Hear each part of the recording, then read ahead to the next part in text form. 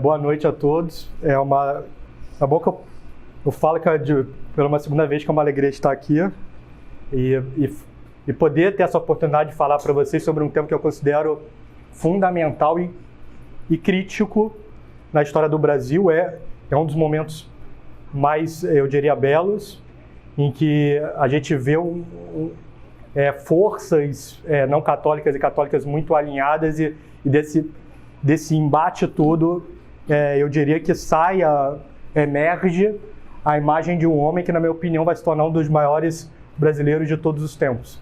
Então, se alguém não coloca Dom Vital pelo menos no top 10 da sua lista de maiores brasileiros de todos os tempos, é porque é um sinal do quanto falta para a gente de conhecimento histórico acerca do Império Brasileiro e da colônia, desse período que já está se tornando tão afastado da nossa memória, e por causa de muita doutrinação nas universidades a gente acaba não tendo acesso a esse tipo de história. Então vocês vão ver, e eu tenho certeza que vocês vão me dar a razão ao final da palestra, do quanto a memória desse homem deve ser alçada, né? Assim como a gente faz o mesmo esforço para outras grandes personalidades brasileiras, como São José de Anchieta e o Cardeal Leme, eu tenho certeza que também o Dom Vital merece estar nesse top 10 de maiores brasileiros de todos os tempos. E para eu explicar toda essa questão, todo esse conflito, toda essa guerra, em certo sentido branca, que houve no Império Brasileiro, eu primeiro preciso contextualizar vocês num cenário maior da história, porque depois tudo fique fácil, né? Então a gente precisa primeiro entender algumas coisas. E para quem já vem aqui há muito tempo, esses 5, 10 primeiros minutos vão ser fáceis, porque já está no sangue de todos nós.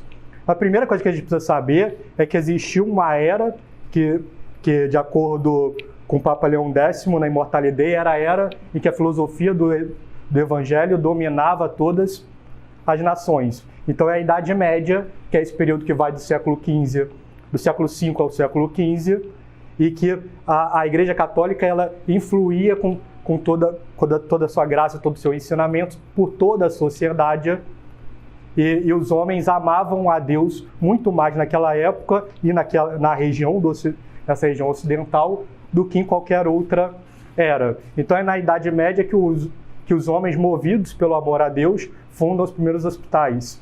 É na Idade Média que os homens, por amor ao conhecimento, fundam as primeiras universidades. É na Idade Média que os homens, por amor à beleza, constroem as grandes igrejas e catedrais. Então, olhando para o alto, o homem na Idade Média faz grandes coisas. É olhando para o alto que, por exemplo, um território pequeno na ponta da Europa, que é Portugal, era uma vez um café, na ponta de Portugal, se eu tentar, você não conseguir, vai se lançar ao Ocidente, ao Oriente e conquistar metade do mundo para Cristo. Então, Portugal e Espanha, que são dois povos que vão se manter ainda por grande parte do que a gente chama de Idade Moderna, unidos à fé, se lançam nessa empreitada para expandir a fé e o império, tanto para o continente americano quanto para o continente asiático. A gente vê isso muito claramente, né? Então a gente vê que o símbolo que está nas caravelas é a cruz de Cristo. O primeiro edifício que é feito no Brasil é uma cruz. A primeira cerimônia é uma missa. Então o Brasil, talvez mais do que qualquer outra nação no mundo, ela nasce com essa vocação de ser católica. Ser brasileiro é ser católico. Essas duas coisas elas andam juntas. Assim como o homem tem a matéria e tem a alma, que é espiritual, assim também nós temos como matéria essa pátria que é o Brasil, como espírito essa pátria que é Roma. Então é muito unido, como a alma é unido ao corpo, Brasil é unido com a Igreja Católica.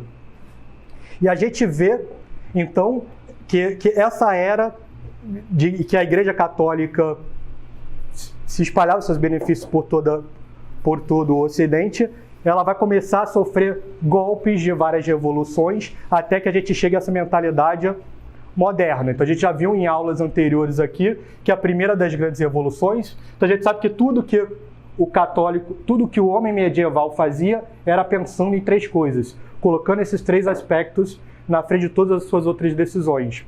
O primeiro era o conceito de uma verdade, que existe uma igreja católica que é depositária da fé. O segundo é nosso Senhor Jesus Cristo. E o terceiro é Deus. Então, esses 3 conceitos permeavam a mente do homem medieval. Vão vir 3 revoluções que vão destruir essas influências no homem medieval. A primeira, que todos nós sabemos, é a Revolução Protestante. Então, a partir da Revolução Protestante, Lutero vai vir ao mundo e vai dizer, tudo aquilo que a promessa de Cristo para o apóstolo Pedro, de que ele seria a pedra, de que daria chaves para Pedro, a ideia de que existe uma depositária da fé, da associação apostólica, tudo isso está errado, joga no lixo. Agora eu tenho a sola escritura. Qualquer pessoa que lê as Sagradas Escrituras vai conseguir ter o seu ensinamento próprio e ele vai ser certo. Então a gente vê que é uma doutrina absurda, que ela não se sustenta nos fatos, porque existem milhares de igrejas protestantes. É uma doutrina iníqua, porque ela não se sustenta por milagres. Então a gente sabe qual é a assinatura de Deus na história. Como é que a gente sabe qual é a religião verdadeira em detrimento das religiões falsas? É o milagre. Então Deus assina com um milagre onde ele efetivamente está atuando. E é por isso que a Igreja Católica é uma profusão de santos nos 2000 anos. O santo é aquela pessoa que mostra que Jesus Cristo ainda está entre nós. Então isso é muito claro, mas mesmo assim os homens movidos pelas paixões vão querer se tornar independentes dessa autoridade espiritual que é a Igreja Católica e vão cada vez mais atuar para fundar igrejas nacionais, como é no caso na Inglaterra e em toda a Escandinávia, ou num poder temporal cada vez mais separado do poder espiritual nas nações que ainda vão se dizer católicas. E isso vai ser um germe, a gente sabe, e aí a gente se aproxima do assunto da aula de hoje, de uma segunda revolução. A rebeldia do homem, a necessidade do homem de se distanciar de Deus vai aumentando cada vez mais, e essa necessidade de independência vai gerar o germe de uma segunda revolução, que é uma revolta contra o conceito de Cristo, que é a Revolução Francesa. E a gente sabe que depois vai vir uma terceira revolução, que é a Revolução Comunista, que vai destruir o conceito de Deus. Mas para a gente aqui interessa a segunda revolução, porque é o que vai caracterizar basicamente todo o conflito da questão religiosa. E ela nasce aonde? Ela vai nascer, o germe da Revolução Francesa, ela vai nascer em 1717 com a fundação da primeira casa maçônica em Londres. Então os liberais vão se unir, vão fundar a primeira casa maçônica em Londres em 1717. Isso vai se espalhar cada vez mais pela Europa. Então a gente sabe que pelo menos do século XVII ao início do século XX, praticamente maçonaria e liberalismo são sinônimos. A maçonaria ela é o seminário, assim como você forma padres num seminário, a casa maçônica é um seminário de liberais. Então uma pessoa que vai para a casa maçônica vai entrar lá, primeiro que é aberta a todas as religiões, e ela vai entrar lá absorvendo que tipo de conceito? Que qualquer religião salva. Eu preciso de igreja católica? Não. Eu preciso de Cristo? Não. Eu vou igualar agora a religião católica com o Islã, não importando se o Islã é homofóbico, ou se o profeta deles era um pedófilo, era um genocida, não importa isso, não importa que a doutrina é inferior, não importa que tem milagre, não importa nada. O liberalismo ele faz o quê? Ele iguala os erros à verdade. Então agora você pode ser asteca, arrancar o coração do cara, você pode ser muçulmano, você pode ser espírita, né? E achar que, sei lá, Santo Agostinho, se eu estou recebendo Santo Agostinho aqui, Santo Agostinho desaprendeu a falar latim, né? Porque se é um espírita português, o Santo Agostinho só sabe falar português. Se o espírita é francês, aí o Santo Agostinho só sabe falar francês. Se o espírita é japonês, o Santo Agostinho só sabe falar japonês. Latim nunca encarna, né? Mas não importa mais isso, o liberalismo ele não tem essa preocupação de buscar a verdade. E isso é muito claro, isso vai ser gestado nas casas maçônicas e aonde eles vêm, aonde uma casa maçônica é fundada, ela é fundada com dois grandes objetivos. Então, é um desejo igualitário cada vez maior que vai desembocar depois na terceira revolução, porque uma revolução é mãe da outra. Assim como a Revolução Protestante, ela gera as bases para a Revolução Francesa, a Revolução Francesa vai gerar as bases para a Revolução Marxista. Então, nessa ânsia de igualdade, as casas maçônicas vão sempre lutar contra dois grandes centros de poder, que é o altar e o trono, o império e o clero, a influência da Igreja Católica. Então, isso acontece de uma forma muito clara, eles se unem em casas maçônicas, se conspiram, todos os revolucionários franceses, a grande parte deles vão ser maçons, e a Igreja Católica já percebe o perigo que é para a sociedade de cara. Então, apenas 20 anos depois, com a expansão rápida das casas maçônicas, vem a primeira condenação. 1738, Clemente XII, na iminente, condena a maçonaria no mundo inteiro. E ela continua a se expandir cada vez mais, e aí em 1751, vem uma segunda condenação. Bento XIV, na Providas.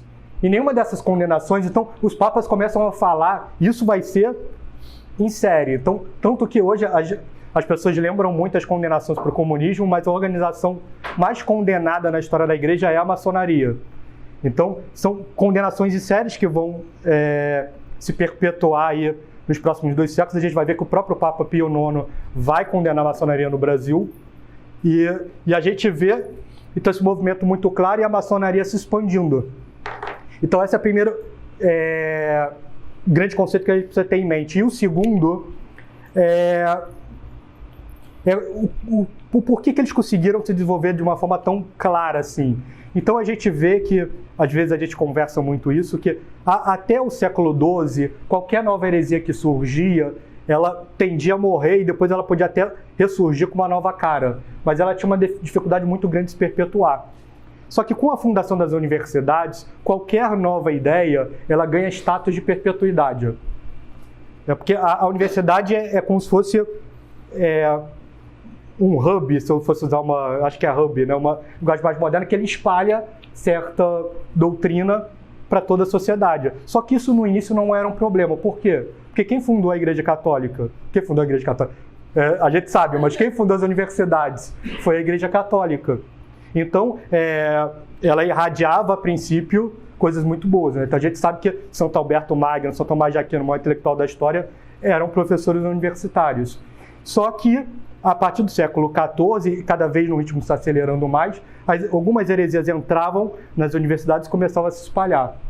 E aí veio a Revolução Protestante. Mas até aí não foi muito problema, porque, apesar das traições dos homens, Deus sempre continua assinando na história, indicando onde Ele está e tentando nos salvar.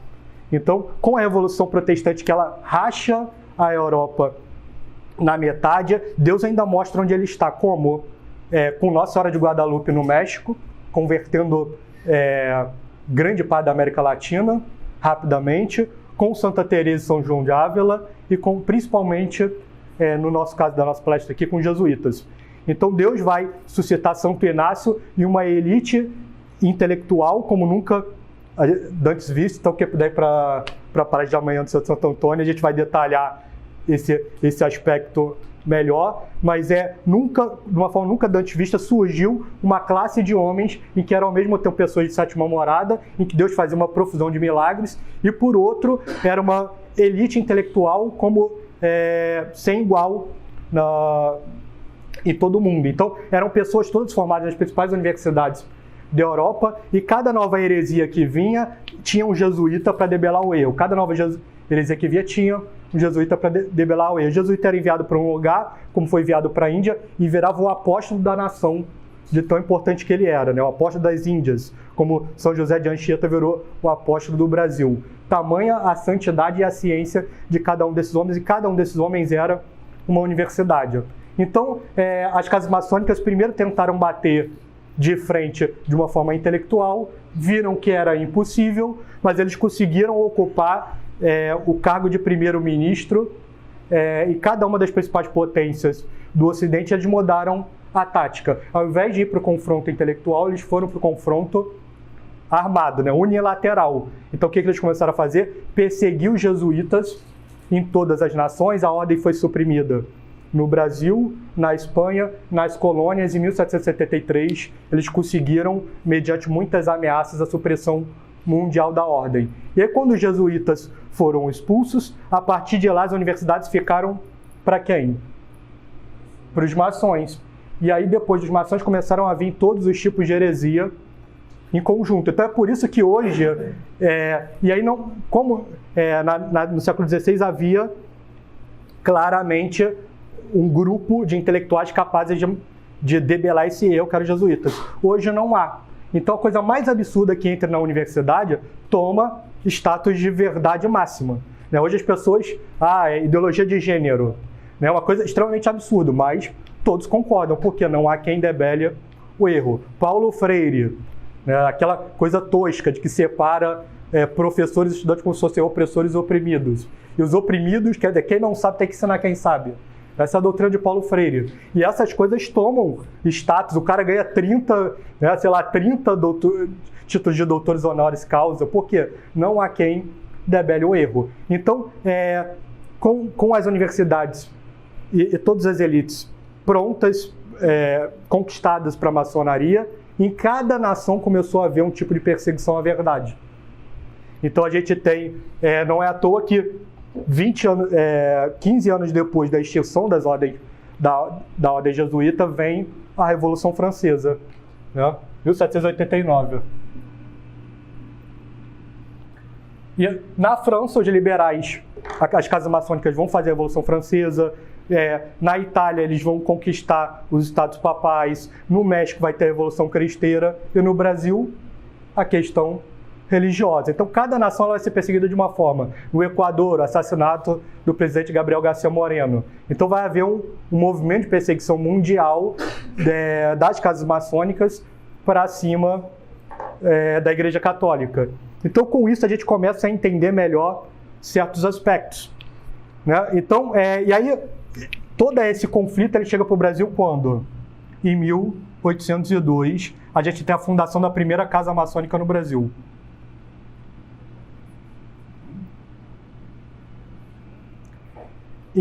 E rapidamente eles vão ganhar em Pernambuco, e rapidamente eles vão conseguir se espalhar pela região, pelo Nordeste. Em 1815 eles já vão fazer a primeira revolução contra o trono. Em 1817, que é a Revolução Pernambucana. Vão fazer a Revolução Pernambucana. D. João VI ele consegue conter a Revolução Pernambucana. Em 1818, D. João VI, sabendo do perigo que é para o altar e para o trono a maçonaria, D. João VI proíbe a maçonaria no Brasil e Portugal.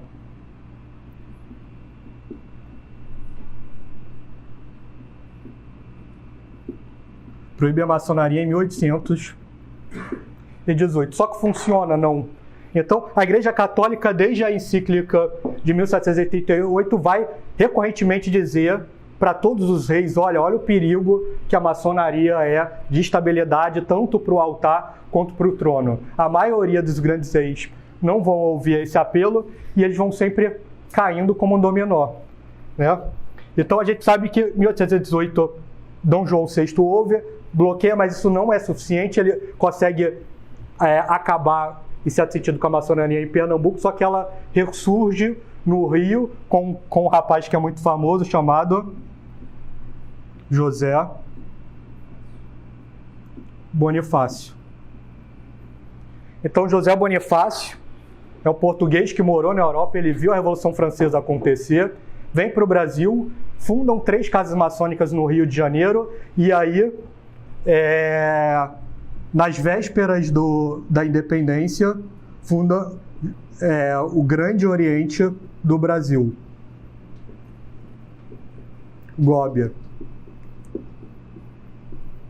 E José Bonifácio vai ser o primeiro grão-mestre do Grão Oriente do Brasil e vai organizar todo o movimento de independência junto com Dom Pedro I. Então a gente tem a independência do Brasil em 1822. E aí percebam que no momento em que o Brasil se torna independente de Portugal, em certo sentido parece que o Brasil ali começa a atrair a sua vocação original de ser uma nação católica. Então ela sai de uma nação que com Portugal é uma territorialmente, espiritualmente, e esse rompimento faz com que o Brasil seja colocado nas mãos de uma elite maçônica. E essa elite maçônica vai começar a atuar cada vez mais para perseguir a igreja no Brasil. Então, Dom Pedro II ele vai ser muito influenciado pela maçonaria, ele vai crescer com esse espírito muito mais liberal do que católico. Então, isso já começa a dar um cenário melhor para a gente. Por quê? Porque existem três relações igreja-estado principais. A primeira é o que a Igreja Católica defende, que é aquela ideia do Estado católico, ou seja, existe um poder temporal e existe um poder espiritual, sendo que nas matérias mistas o poder temporal ele é subordinado ao poder espiritual e o poder temporal deve favorecer a verdade. Por quê? Porque o fim do último do homem é amar a Deus nesta vida para estar unido a Ele na próxima. E o fim da história é a contagem do número dos eleitos. Então o Estado, além de promover o bem comum, ele deve favorecer com que o homem cumpra esse seu fim último, que é amar a Deus, certo? Então essa é a ideia. Então a Igreja Católica ela deve ser favorecida em detrimento das demais. E aí a maçonaria vai vir com um novo projeto de Estado, que é a ideia do Estado laico. Então as pessoas defendem certas coisas, elas nem sabem de onde essas coisas vêm, né? Então, as pessoas acham que o Estado laico é o único modelo que existe de relação à igreja-estado e o grande modelo maravilhoso. Não, mas é um modelo proposto por um certo grupo, etc. E você compra as coisas sem saber. Então é a proposta da maçonaria. Porque se para ela tanto faz ser islâmico ou católico, faz sentido com que o Estado favoreça a religião verdadeira? Não. Ele deve ser, de certa forma, neutro, como se isso fosse possível. E aí existe também um terceiro modelo, que é o Estado regalista, que é uma deturpação do primeiro. Então, no Estado regalista, você muda a ordem. Então, ao invés do Estado servir a Igreja Católica se torna servo do Estado. Então, aqui é como se fosse uma corrupção do primeiro caso. Certo? Então o Brasil ele vai nascer na sua Constituição, como o Brasil ele nasce em todos os séculos em que ele é colônia, ele tem essa vocação católica, etc., pelo menos até a expulsão dos jesuítas. Toda essa cultura permeada de catolicismo, ela vai se manter na Constituição aonde? Na letra. Então a primeira Constituição brasileira de 1824 proclama que a Igreja Católica é a igreja oficial do Império, certo? Então a Igreja Católica é a igreja oficial do Império, na teoria, e na prática ela é o quê?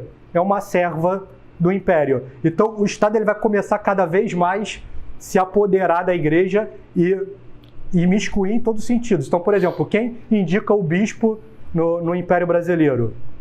Não é o Papa, é o imperador. O imperador indica e no máximo o Papa vai dar o ok. Várias das receitas da igreja hoje, como a coleta, etc., vão ser propriedade do Estado. Os padres vão ser funcionários públicos. Os bispos só vão poder sair das suas dioceses com permissão do governo. Para você fundar um seminário, você precisa submeter os estatutos para o governo. A ementa, o que vai ser aprovado, tudo o governo ingere. E aí o governo, cada vez mais, ele vai perseguindo, porque as casas maçônicas no Império Brasileiro, eles têm caminho livre, então eles vão ganhando poder gradativamente. E quanto mais vai aumentando o poder, mais vai aumentando esse tipo de perseguição. Então, em 1855, por exemplo, o governo emite um aviso proibindo o ingresso de qualquer noviço nas ordens religiosas, para acabar com todas. Então, era proibido, por exemplo, uma pessoa entrar no mosteiro de São Bento para tentar virar monge. E aí, o que a igreja faz? Sempre tentando fugir de uma forma pacífica. Então o governo proibiu, então eu vou pegar o noviço e vou mandar para a Europa. E aí quando o cara virar monge lá, ele volta para o mosteiro aqui. Aí o governo sentiu a malandragem, o que ele fez? Proibiu que o cara saísse também. Então foi assim, a pressão cada vez mais aumentando. E aí, já em 1850 e 1860, vocês vão ter já os primeiros bispos reclamando contra essa escravidão que o Império submetia à Igreja. E aí é preciso entender que, como a Igreja estava sob controle de um Império maçonizado, era interessante ter muitas dioceses? Não. Então, durante o Império todo do Brasil, só existiam 12 bispos. Então, aqui está o mapa do Brasil, essa coisa bela, sem o Acre, porque o Acre não existe, né? Então, o mapa do Brasil no Império, e o Brasil todo ele era dividido em 12 dioceses só. Então, só existe... Hoje, são 300 bispos titulares, mas sem... Auxiliares. Não auxiliares, mas que se aposentaram. Eméritos. Então, são cerca de 400. Naquela época, o território era dividido por poucos bispos. Então, quando a gente diz, por exemplo, que Dom Vital era bispo de Olinda, é preciso ter no nosso coração que ele não era bispo da cidade de Olinda. Ele era bispo de 4 estados. Pernambuco, Rio Grande do Norte, Paraíba e Sergipe. Quando a gente fala que o bispo Dom Lacerda era bispo do Rio, ele não era só bispo da cidade do Rio de Janeiro. Ele era do estado do Rio de Janeiro, Espírito Santo, está claro aqui, né? Os 2 estados, mais Santa Catarina. Então, um bispo, ele era bispo de uma região imensa. O Dom Macedo, que era bispo do Pará, era muito mais do que Pará. Né? Era Pará, Amazonas, Rondônia e Roraima. Então, o poder, isso significava que um poder de um bispo naquela época era muito grande. Por 2 fatores. Primeiro, que o povo ouvia, porque ele era 99% católico, e depois, porque esse poder ele estava concentrado nas mãos de poucos bispos. Então, as pessoas sabiam que era um bispo, né? Então, a gente sabe que o que caracteriza um bispo? O bispo é como se fosse um dos 12 apóstolos, porque Cristo ordenou os 12 apóstolos, e a gente sabe que cada apóstolo foi ordenando um bispo, que foi ordenando um outro bispo, foi ordenando outro bispo, foi ordenando outro bispo, que hoje, cada bispo que tem espalhado no mundo, se a gente voltar na ordem histórica lá, vai chegar nos 12 apóstolos e vai chegar em Cristo. Então, o bispo, ele é um apóstolo, né? E toda essa... O Brasil, ele era dividido em 12 nomes. E naquela época não era, felizmente, né? Para aquela época, infelizmente para hoje, os bispos eram bispos. Os bispos pastoreavam. Então, isso vai fazer com que haja um conflito. E aí, dos 12, a gente vai falar na aula de hoje, basicamente, em 4 deles. Que é Dom Vital, que é o bispo de Olinda, então dessa região 1. Dom Macedo, que é o bispo do Pará, 5. Dom Lacerda, que é o bispo do Rio, capital do Brasil. E Dom Viçoso, que é o bispo de Mariana. Foi, pessoal, até aí? Então, o que a gente vai ter? Em 1822, a gente sabe que José Bonifácio funda o Grande Oriente do Brasil e a maçonaria vai ganhando cada vez mais poder, escravizando a cada ano que passa cada vez mais a igreja. Em 1873, vai ter um outro fato, que o Grande Oriente do Brasil ele vai se rachar em 2. O Oriente do Lavradio, que o grão-mestre vai ser o Visconde de Rio Branco, e o Oriente dos Beneditinos.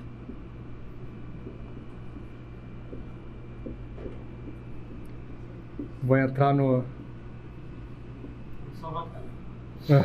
Oriente dos Beneditinos, que o primeiro grão-mestre vai ser o Saldanha Marinho, que é também conhecido como Ganganélia.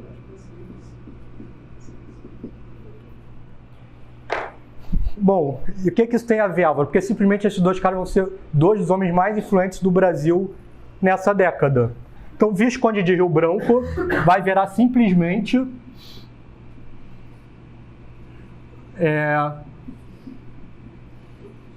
o ministro do Conselho de primeiro-ministro, né? Presidente do Conselho de Ministros. Perfeito, obrigado. Presidente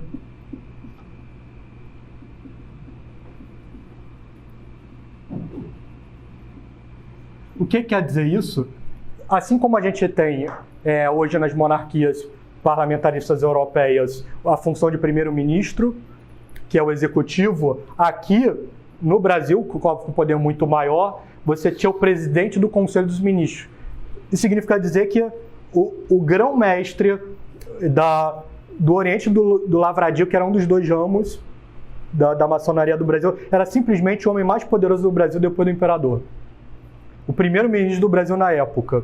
E o Saldanha Marinho era o principal jornalista do Brasil, na época em que você ser escritor de jornal era tudo. Porque a gente precisa voltar para aquela época. Naquela época existia internet? Não. Existia Globo? Graças a Deus não. Não existia nada disso. O que existia? Jornal. Então quem escrevia no jornal tinha o poder, certo? De influenciar as pessoas, né? Poder cultural. Então a gente tem Saldanha Marinho como o grão-mestre de um dos Orientes e o primeiro-ministro como grão-mestre do Segundo Oriente. E a Igreja Católica cada vez mais acorrentada, ou seja, a maçonaria começa a perceber que o momento do ataque final à Igreja Católica no Brasil estava se aproximando. Então, assim como eles destruíram grande parte da igreja na França nas armas, e no México, que gerou a guerra cristã por causa da reação católica, eles perceberam que a hora de aumentar o tom estava se aproximando, porque eles detinham todo o poder político em suas mãos. E aí eles só estavam esperando uma oportunidade para começar a perseguição, e essa oportunidade vai acontecer em 3 de março, se eu não me engano, de 1872. Porque até aqui foi para vocês entenderem, né? Porque vocês verem que são muitas variáveis juntas. Isso. Então, em 3 de março de 1872, o que acontece? A gente sabe que o Visconde de Rio Branco é o homem mais poderoso do Brasil. E o que ele resolve fazer? Um evento da maçonaria no Rio de Janeiro em homenagem a ele. Ele resolve fazer evento em homenagem a ele, porque ele era o autor da Lei Áurea. Da Lei Áurea não, mole. Da lei do ventre livre, quer dizer, qualquer escravo nascido estava livre. Então, ele resolveu que a maçonaria deveria fazer um evento em homenagem a ele. Não obstante, ele queria que um padre fizesse um discurso em homenagem a ele. E aí eles chamaram o padre Almeida Martins. O padre fez um discurso na maçonaria, exaltando a maçonaria, exaltando o grão-mestre, e publicou nos jornais. Quando ele fez isso, o conflito estava instalado. Por quê? A gente está em 1872, ou seja, isso dá para a gente 140 anos de uma dezena de condenações da igreja. Já tinha acontecido a Revolução Francesa, o Papa estava sitiado em Roma por causa do ataque da maçonaria italiana aos Estados Pontifícios. A confusão instaurada no mundo inteiro, e aí chega com várias condenações, e um padre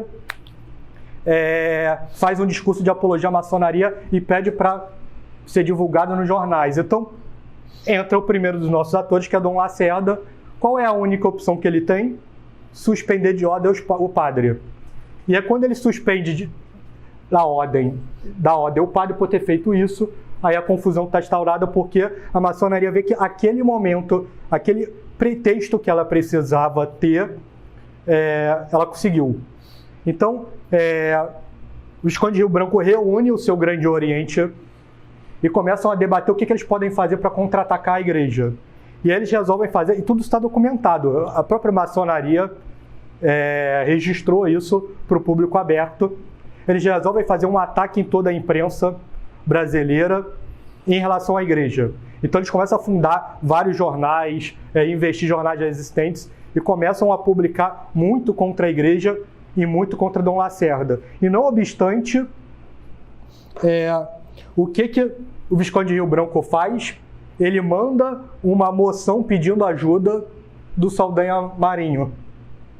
Né? Então, isso é muito interessante, porque isso lembra para a gente a passagem de que quando o Nosso Senhor ele é preso, ele é primeiro entregue, a gente sabe, para Anás, que logo depois passa Cristo para Caifás, e de Caifás para Pilatos, e Pilatos encaminha Cristo para Herodes, e depois Herodes devolve Cristo para Pilatos. E nesse movimento, o que as Escrituras dizem? Naquele mesmo dia, Pilatos e Herodes fizeram as pazes, Lucas 23:12. Pois antes eram inimigos um do outro. Então, ter a verdade diante dos seus olhos como inimigo foi fator suficiente para unir Pilatos e Herodes. Visconde de Rio Branco e Saldanha Marinho selam as pazes de modo a combinar um ataque unificado à Igreja Católica no Rio de Janeiro. E eles começam a atuar em conjunto. O Oriente dos Beneditinos recebe com aclamação o pedido de união do Oriente do Lavradio e vão para a guerra em conjunto, cada vez mais pressionando nos jornais. Mas o pressionar nos jornais era uma estratégia para constranger o bispo da corte, que era o principal bispo do Brasil, Dom Lacerda, o bispo da capital do Rio de Janeiro. E eles atacam Dom Lacerda de uma forma muito veemente e resolvem disparar um segundo tiro. Qual vai ser o segundo tiro? Uma missa em maio de 1872. Mas qual o problema disso? Uma missa em homenagem à maçonaria. Hoje tem todo dia. Hoje tem. Não acontece nada. E olha como é que eles, para vocês terem ideia de como é que era a imprensa naquela época, era completamente politicamente incorreta, para o bem e para o mal. Então, aqui está como que eles divulgaram como seria essa missa de maio. A loja Firmeza e União fará celebrar amanhã uma missa na igreja de Bom Jesus. E apesar da cólera dos ultramontanos, os ultramontanos são como chamavam os católicos na época. Então, sempre tem, né? Então, que lê quando a época divulgou a nota lá do CDB, os ultraconservadores. Publicou hoje? Nossa, não sabia. Então, vem logo o adjetivo. Naquela época, o adjetivo para quem era católico era ser ultramontano, né? Então, a loja Firmeza e União fará celebrar amanhã uma missa na igreja de Bom Jesus e, apesar da cólera dos ultramontanos, a despeito das proibições do bispo, a igreja transbordará de pessoas. Este será o ultimato da franco-maçonaria do Rio de Janeiro ao bispo Dom Lacerda. Marcou e falou que ia fazer. Assim, aí o que o Dom Lacerda fez? O que ele precisava fazer? Entrou em contato com o padre e disse: olha só, se você fizer a missa, eu vou te suspender de ordem. E aí, a cena estava marcada. E aí chegou o dia da missa, o que aconteceu? A missa aconteceu. Então, agora a responsabilidade estava com o Dom Lacerda. O que ele deveria fazer? Alguma coisa parecida. Só que, infelizmente, ele ficou com muito medo. A corte toda era maçônica, o poder da maçonaria era gigante, a pressão estava muito grande e ele não suspendeu o padre. E aí a maçonaria foi para a imprensa e comemorou o golpe, né? Então, nós ganhamos, começaram a pressionar, Dom Lacerda não fez nada. E aí, cada vez mais eles pressionaram. Foram anos e anos do bispado de Dom Lacerda sendo massacrado pela imprensa maçônica no Rio de Janeiro.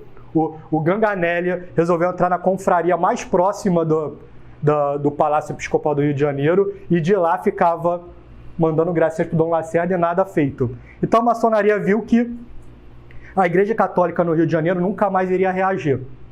Eles perceberam, o Rio de Janeiro está conquistado, agora é continuar a propaganda até não existir mais igreja no Rio.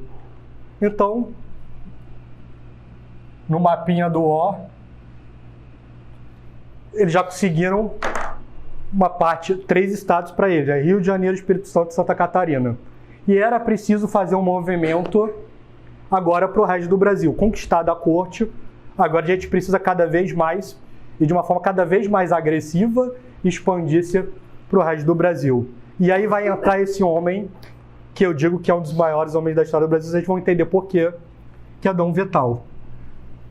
E aí Dom Vital, ele nasce em 1844. Ele é relativamente novo, vocês vão ver que ele vai entrar na crise novo. Em 1844 ele nasce, em 1860 ele entra no seminário em 1860. Em 1862 ele vai para a Europa estudar num seminário muito famoso, que é o Seminário de São Sulpício, na França.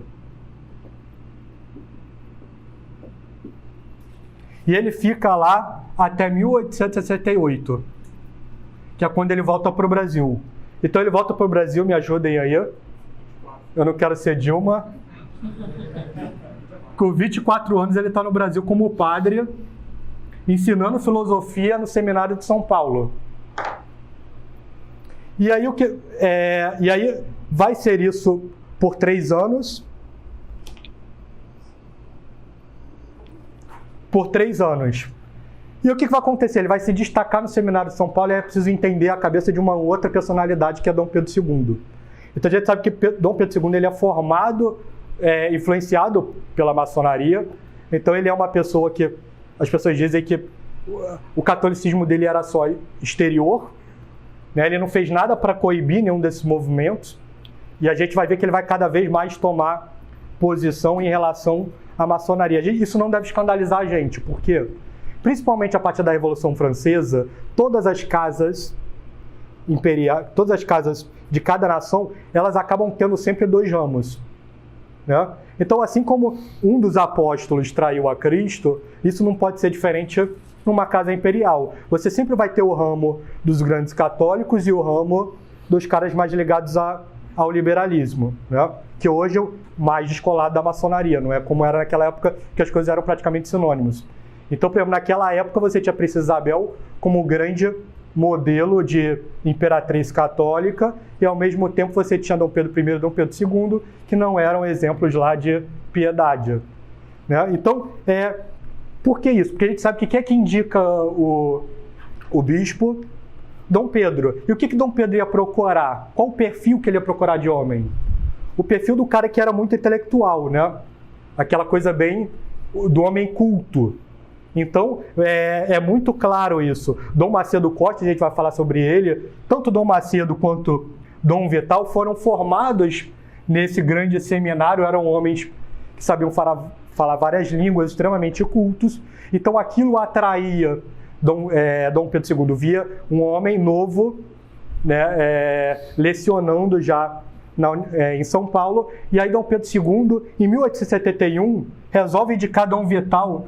Não sabia a treta que ele ia arrumar com isso, mas ele resolve indicar Dom Vital para bispo de Olinda, que é essa região toda aqui, ó, né, o nosso E aí ele resolve indicar para o bispo de Olinda, e naquela época os bispos não eram carreiristas, né? Hoje ele tem um problema um pouquinho maior nesse sentido, pouca coisa, mas quando Dom Vital ele recebe a notícia, ele fica desesperado, porque ele é novo, tem 27 anos agora, convenhamos que é uma idade muito incomum. 27 anos, ele acha que ele não é digno de ocupar aquele cargo. Então a primeira coisa que ele faz é ir para o superior imediato e pedir para não ser bispo. O superior imediato fala, não vai dar, vai ter que ser. O rei está mandando.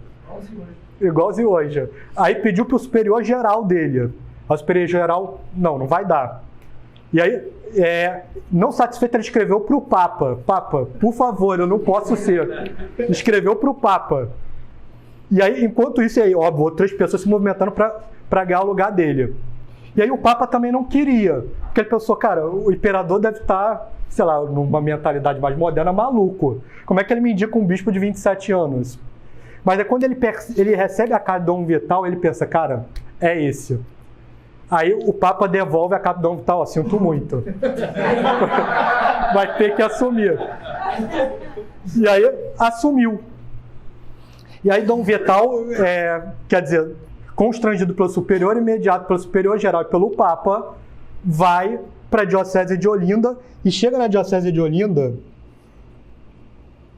em 17/3 de 1872.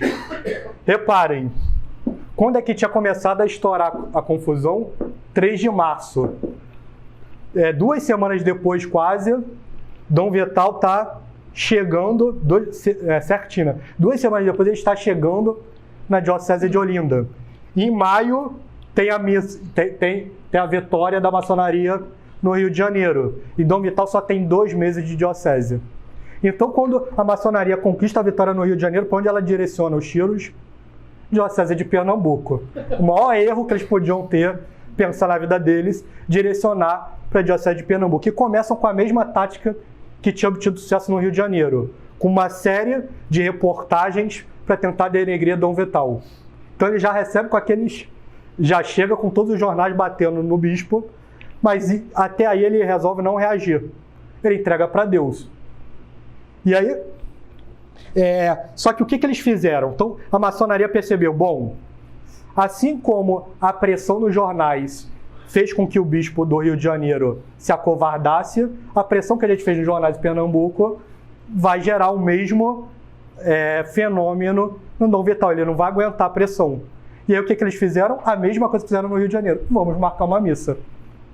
E aí resolvem marcar uma missa no dia 29/6 de 1872. Missa no dia de São Pedro.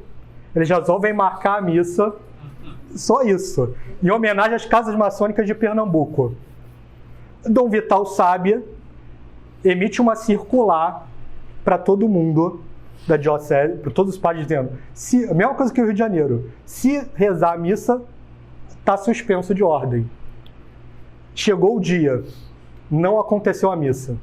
Então, algo diferente no Rio de Janeiro. A maçonaria tomou um choque. Ela está olhando para um cara de 28 agora.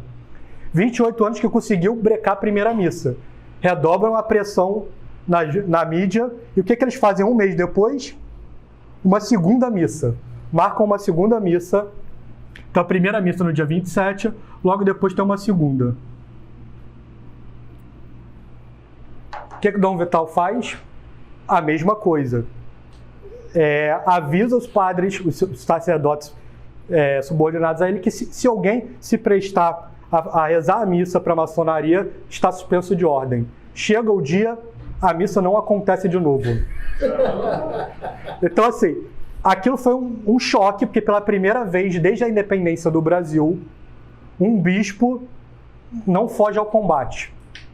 Né? E não foge ao combate no auge da maçonaria no Brasil.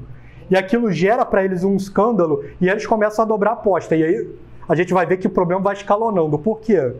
Eles ficam tão enfesados com aquilo que eles pegam o principal jornal da maçonaria em Pernambuco e fazem uma série de notas, como se fosse um especial contra Nossa Senhora. Então eles começam a bater em todos os dogmas. E aí... vai deixar mais irritado. Ao invés de deixar Dom Vital com medo, foi deixando Dom Vital mais irritado. E o que Dom Vital fez? Ele começa a dar orientações para todos os padres para defenderem Nossa Senhora, começa a escrever publicamente contra esses movimentos da maçonaria, e isso vai deixando a maçonaria cada vez mais irritada. E de repente ela começa a olhar que eles tinham conseguido constranger o bispo do Rio, mas em Pernambuco aquilo não estava funcionando. Então, e não estava funcionando de uma forma muito frustrante. Era um garoto de 28 anos.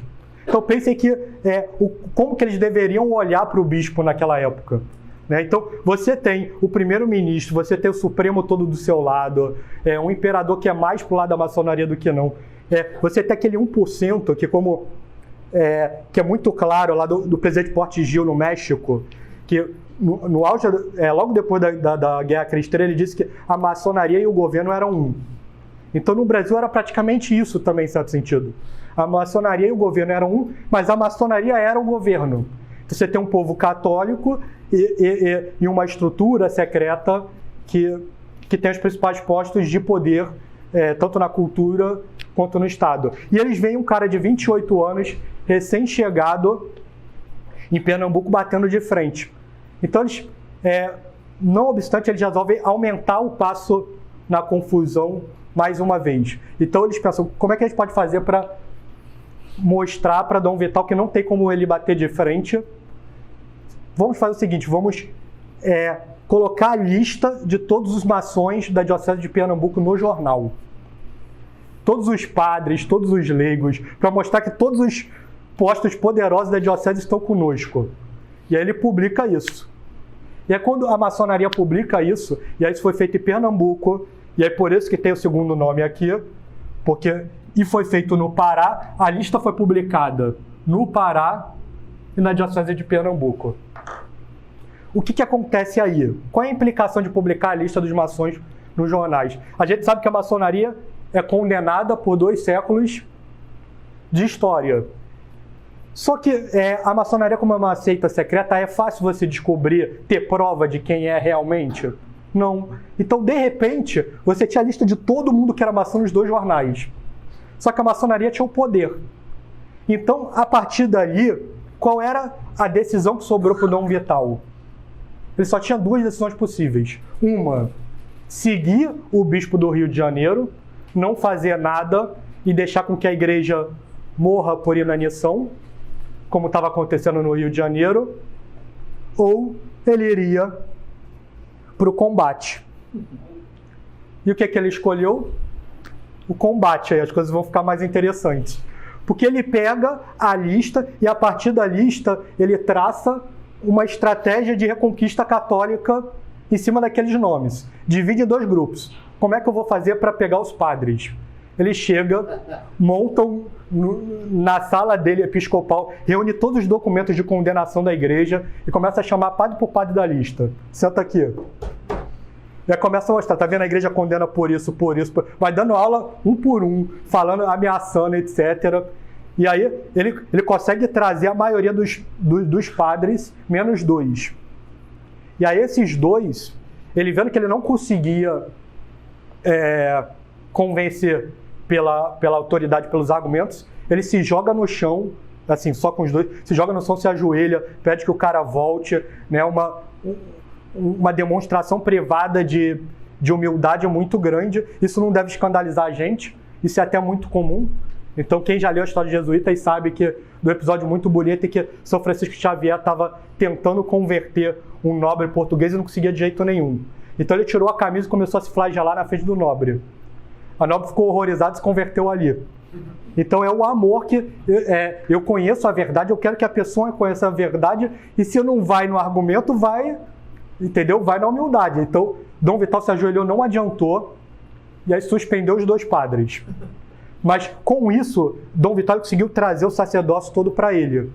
E aí ele foi para os leigos. Bom, para o leigo é mais difícil. Como a gente tem visto, Dom Vital ele separou o seu programa de batalha com base na lista recebida nos jornais em 2 grandes frentes. Na primeira, a gente viu que ele se voltou para os padres, só que a gente sabe que para os leigos é muito mais difícil.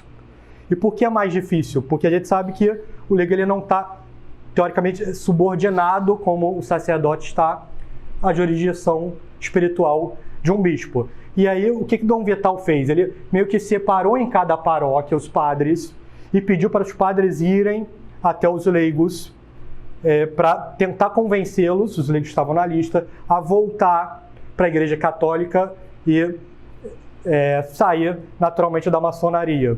E aí ele fez esse primeiro movimento, a gente espera que tenha tido algum sucesso em relação a isso, e seguiu para aquelas ovelhas que estavam rebeldes ainda, indo em especial nas confrarias. Então, o que são as confrarias? Era, como em certo sentido, o que a gente tem hoje de pastoral, um certo grupo, um pouco mais formal, com um nome próprio, que ajudava a realizar o culto, tinha suas roupas próprias e organização e estatutos próprios. E aí, os líderes dessas confrarias, eles eram, em grande parte, maçons. Lembrem que quando o Saldanha Marinho, ele era um líder de confraria no Rio de Janeiro, e que utilizando a estrutura da confraria, ele aproveitava para atacar o Dom Lacerda, que não conseguia reagir. E essas confrarias maçonizadas, Dom Vital começou a emitir chamados, pedindo para retirar aqueles que tinham tido seus nomes nos jornais das confrarias. Algumas dessas confrarias não atenderam ao pedido, e aí a gente tem uma data muito importante, que é 19 de 1 de 1873, que é quando Dom Vital efetivamente interdita essas confrarias rebeldes. A partir desse momento, a confraria não podia mais manifestar abertamente nas procissões ou nas missas com roupas ou distintivos, e a admissão numa confraria ela estava sob orientação do bispo. Então a ideia era congelar as confrarias, as igrejas, algumas das igrejas que eram de administração e construída por confrarias. A gente ainda tem isso aqui no Rio de Janeiro, né? Numa igreja aqui próxima. Essas igrejas elas tiveram culto suspenso. E aí, só que essa foi... Então, Dom Vital conseguiu trazer alguns padres, suspendeu as confrarias e continuou. Porque é aquilo, se esperava que Dom Vital fosse ter uma postura parecida com Dom Lacerda, mas ele foi por outro caminho. Então, não obstante, ele escreveu uma pastoral, que o nome da pastoral é a Carta Pastoral premonindo os seus diocesanos contra as ciladas e as maquinações da maçonaria. Então, ele fez uma carta pastoral, e essa carta pastoral de Dom Vital inspirou outros bispos a fazerem as suas. Então, Dom Macedo, que é o outro bispo que estava na questão religiosa, ele faz a sua. O Bruno conseguiu uma cópia na Universidade da Califórnia. Eu estou tentando convencê-lo a botar num dos livros da campanha como extra. Espero que vá. O título é A Maçonaria em Oposição à Igreja e ao Estado. Então, dois homens estão apertando o passo, né?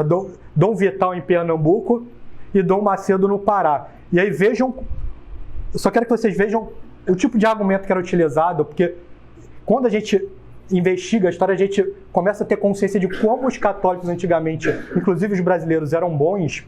Isso é bom saber, mas por outro lado, é a triste história, a gente vê que o melhor bispo hoje, coitado, não era admitido num seminário hoje. Não era admitido no seminário ontem. Olha como é que Dom Macedo abre a pastoral. É o bispo uma sentinela em atalaia. E sentinela que não dá o grito de alarme quando o inimigo, ele chama a maçonaria de inimigo, hein? Quando o inimigo escala os baluartes, não é sentinela, é traidor. E hoje um certo bispo de um lugar bem próximo daqui vai para a igreja com maçom paramentado. Mas ele continua. É o bispo um pastor. E pastor que vê o lobo entrando para dilacerar o rebanho. Ele está comparando a maçonaria a um lobo que dilacera o rebanho. E não clama bem alto, e não o espelha, não é pastor, é mercenário. É o bispo um pai. E pai que vendo alguns filhos rebeldes, chama os maçons de rebeldes, se levantarem contra a sua autoridade, não lhes mostra sem razão e não os reprime, para exemplo dos outros, não é pai, é padrasto. E aí chama para a guerra. Façamos, pois, o nosso dever. E aí é 50 páginas de pancada na maçonaria. Então é assim. E a gente sempre precisa colocar no contexto. É como se a gente estivesse batendo num governo muito mais despótico, né, e centralizador com as pessoas que têm o poder. E é esse tipo de argumentação que é utilizada. Então, e aí Dom Vital faz isso, né? Dom Vital, ele faz uma carta pastoral, outros bispos vão começar a escrever contra, porque o nível dos bispos era muito maior. Dom Macedo faz outra carta pastoral, e Dom Vital, duas das lojas, duas das confrarias, ele não tinha poder, porque eram confrarias ligadas às ordens religiosas. Ele escreve para o Papa, dizendo o que ele deveria fazer mediante aquilo. Então, vejam que a coisa foi escalando. Primeiro, jornais, notícias nos jornais, Dom Vital aceitou. Tentaram 2 missas, Dom Vital brecou as 2, e aí fizeram uma série de artigos contra Nossa Senhora. Dom Vital organizou uma resposta em desagravo, e aí publicaram a lista. E aí o que Dom Vital fez? Pancada infinita, né? Então, reuniu os padres, reuniu os leigos, fez a carta pastoral, enviou consulta ao Papa.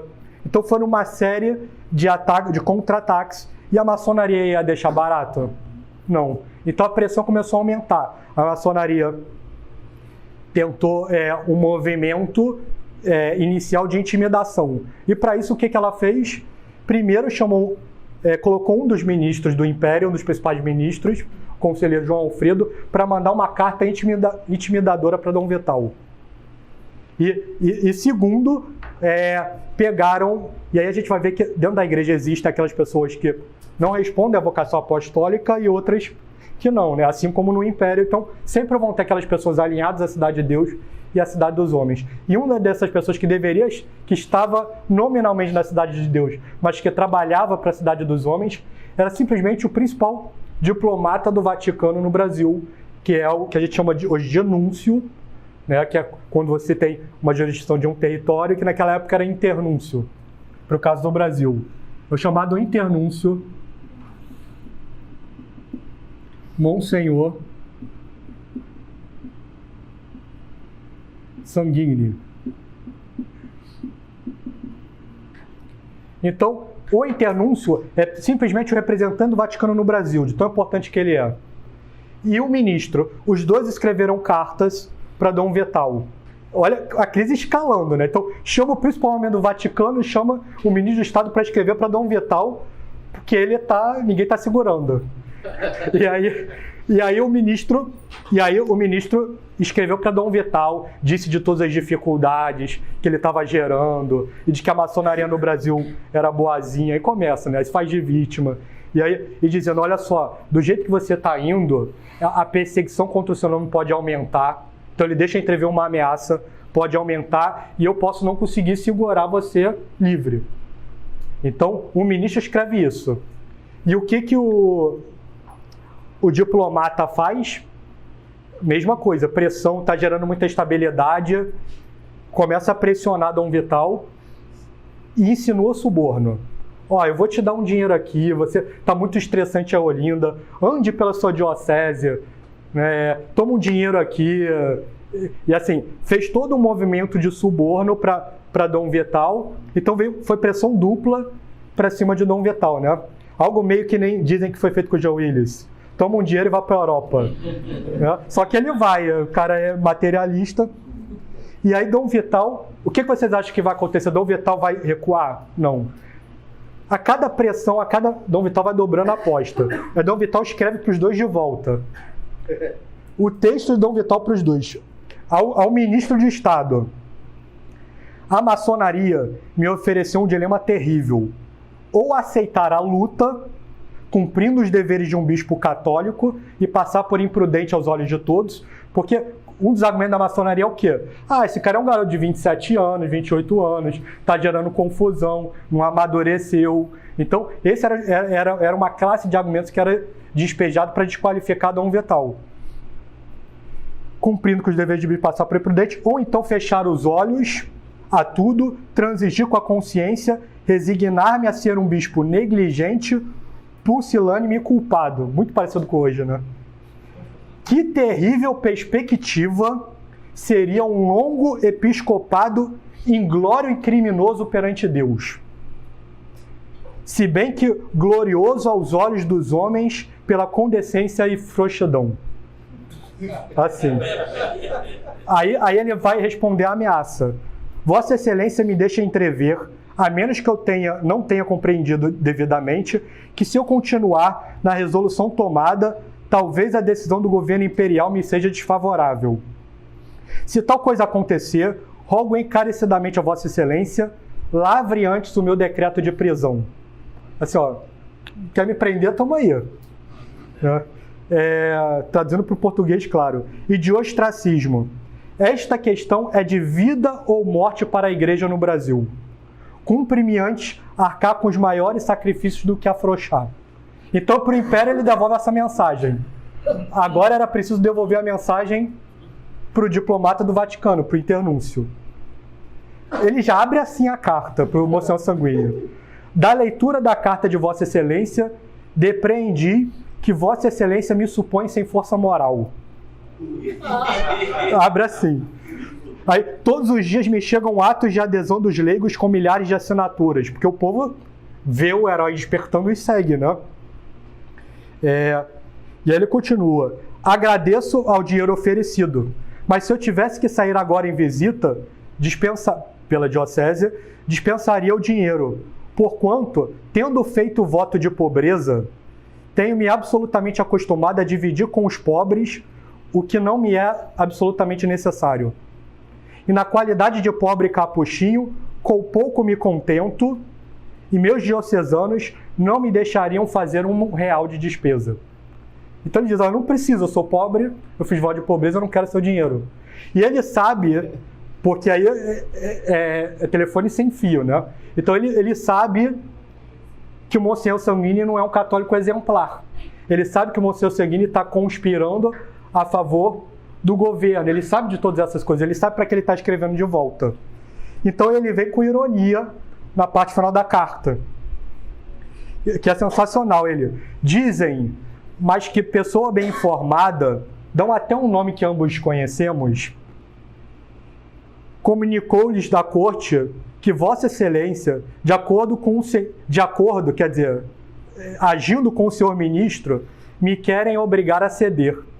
Aí ele vai para a ironia agora. Coitados, como se iludem, ignoram que Vossa Excelência é o muito digno delegado do imortal Pio IX, e Pio IX era grande mesmo, que tantas vezes condenou a maçonaria. Vou deixá-los em sua doce ilusão, e eu irei meu caminho, andando com prudência.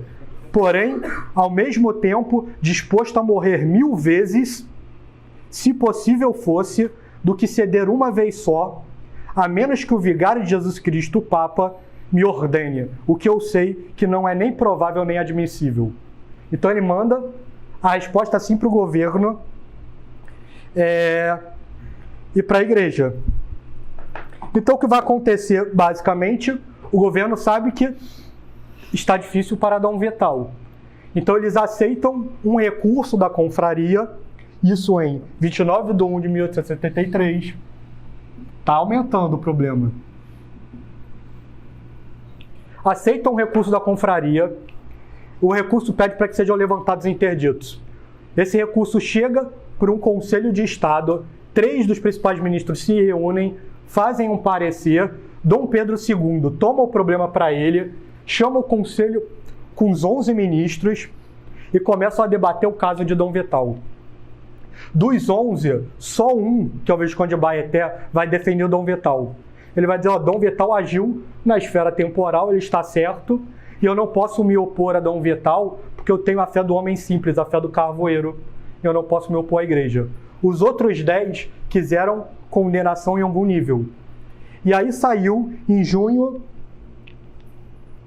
de 1873,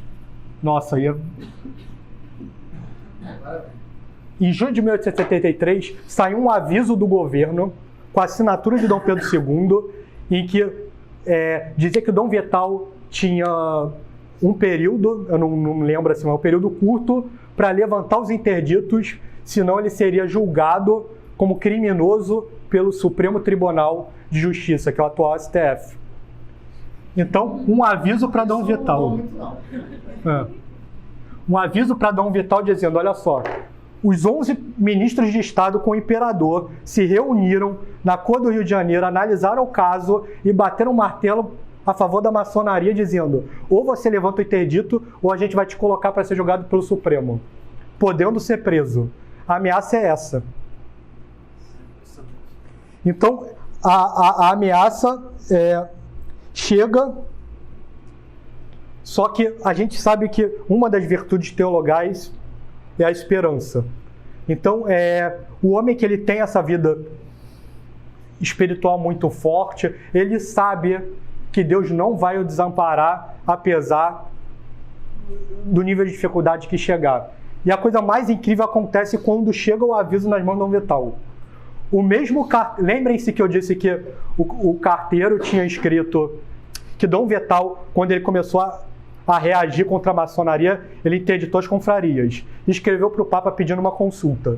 Quando chega o aviso, no mesmo carteiro, chega uma carta do Papa. O breve Quam Dolores. Numa carta, vem o Império mandando Dom Vital retroceder, e na outra vem um breve do Papa dizendo, você está certo, continua. E ele recebe as duas coisas do carteiro. E aí ele vai responder assim: jurei observar a Constituição do Império do Brasil, mas somente enquanto esta não for de encontro às leis de Deus, que são as da Santa Madre Igreja Católica. Tenho em mão um aviso de Vossa Excelência, por cujo intermédio Sua Majestade, o Imperador, me diz: erraste, retrocede. E na outra, o autógrafo do imortal vigário da infinita majestade dos céus e da terra, por meio do qual o juiz incorruptível de nossas almas me diz: andaste avisado, continua. Outra resposta não posso dar ao governo, senão aqui, obedire ao portote Deus Mades com ônibus. Importa obedecer antes a Deus do que aos homens. Dom Vital responde com Atos 5 ao governo de que ele seguiria o Papa, não importa o nível de perseguição. E aquilo enfurece o governo num nível... estourou o termômetro. Porque veio tudo junto. Então, imagine que chegou para a opinião pública do Brasil. Ela está vendo isso, que tem um bispo de 28 anos no Recife, se batendo contra todo o governo, respondendo ao diplomata do Vaticano no Brasil, respondendo aos ministros, que suspende as confrarias, que faz uma encíclica, que recebe um brevet do Papa, que chega no Brasil inteiro dizendo que realmente a maçonaria está condenada e que ele deve continuar. E aí de um lado você tem um governo completamente maçonizado, prepotente e orgulhoso, querendo oprimir cada vez mais a igreja e de certa forma se vendo oprimido. Então aí, quando tudo isso acontece de uma vez só, a maçonaria resolve fazer um programa para destruir Dom Vital e Dom Macedo Costa nos dois frontes possíveis. Um fronte pelo governo e um fronte espiritual. Então o quadro ele vai acabando, né, infelizmente. Mas a gente tem aqui, qual é a estratégia de Visconde de Rio Branco? Obter uma dupla condenação. Uma condenação temporal e uma condenação espiritual.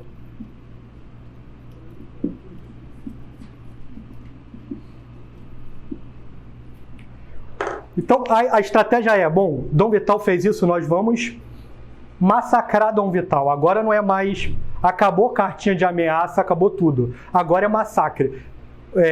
O governo ele começa a trabalhar para uma condenação temporal, prender Dom Vital, e uma condenação espiritual, fazer com que o Papa condene Dom Vital. Uma dupla estratégia. E na punição temporal, a coisa é mais fácil, porque Dom Vital ele cumpriu o aviso? Não. Então, outra data importante, em 22/12 de 1873,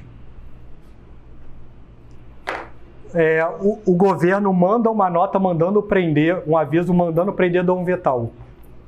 Isso vai acontecer em 2 de janeiro de 1874. Então o juiz Quintino, ele recebe a nota de prisão de Dom Vital e vai até o Palácio Episcopal trazer Dom Vital preso. E aí Dom Vital vê o juiz chegando, diz para o juiz: não, eu não reconheço esse mandado de prisão, não aceito, só vou ceder mediante a força, mande buscar policiais. Ele fala isso para o juiz, e aí o juiz aciona os policiais. Dom Vital sai de dentro do palácio e vai rezar na igreja dentro do palácio. Chega a força policial e bate na paróquia para Dom Vital sair. E aí eu queria ler uma passagem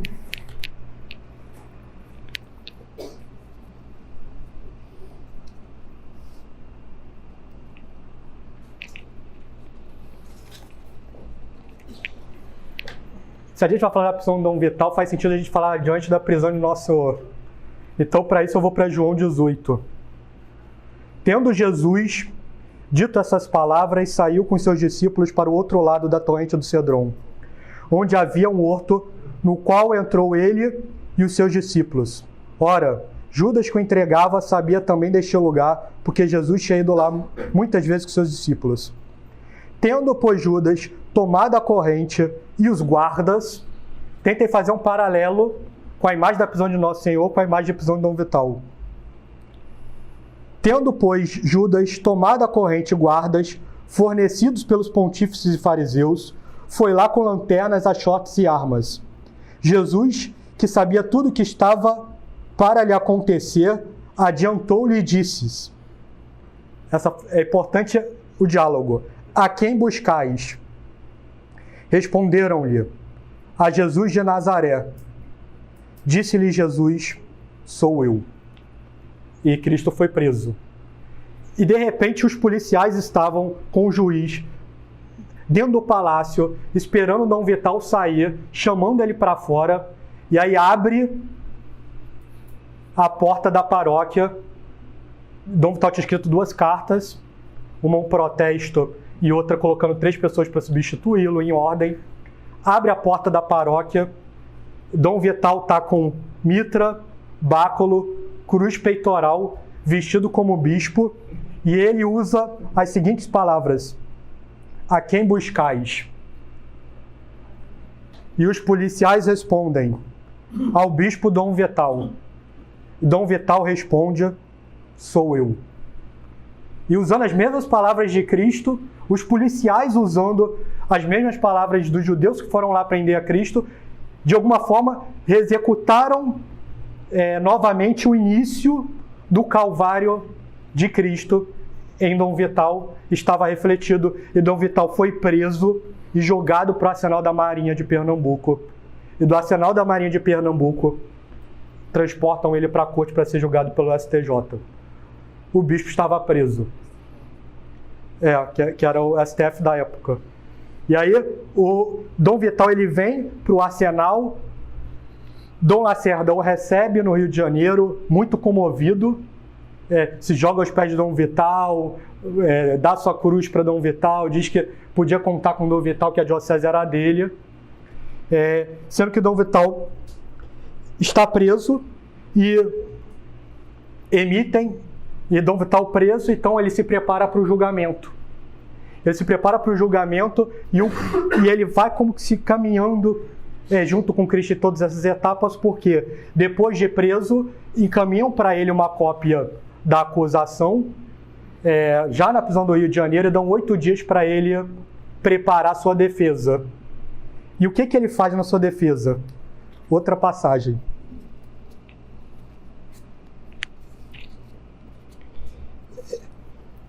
Os que tinham prendido Jesus levaram-no à casa de Caifás. Então Cristo foi preso e foi levado à casa de Caifás, sumo sacerdote, onde se tinham reunido os escribas e os anciãos.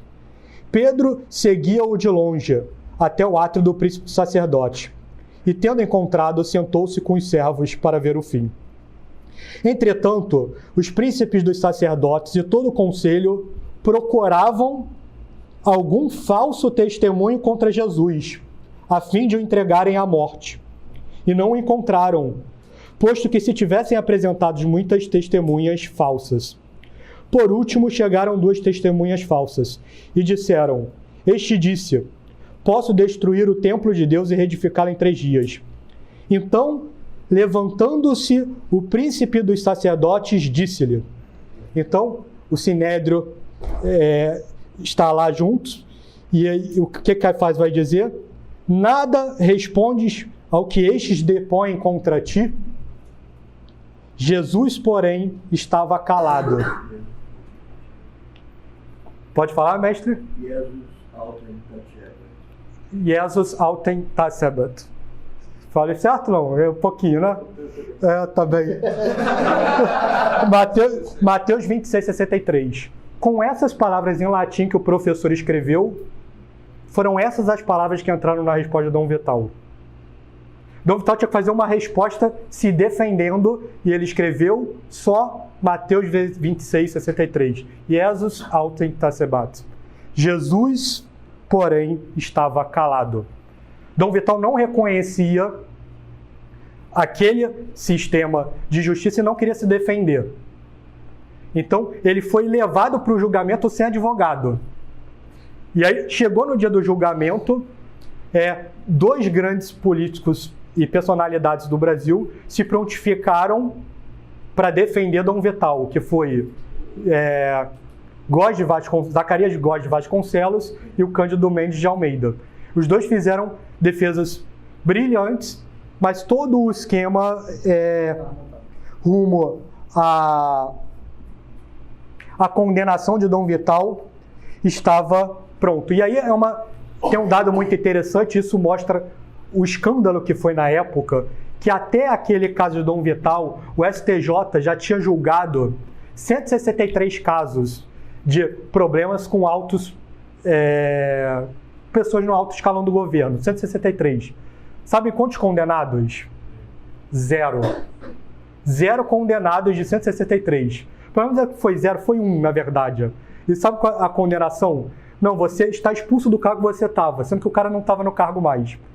A condenação foi essa. Assim, você está proibido de ir no Japão, você nunca vai no Japão, né? Mas você está proibido de ir a Marte, você nunca vai a Marte. Foi essa a condenação.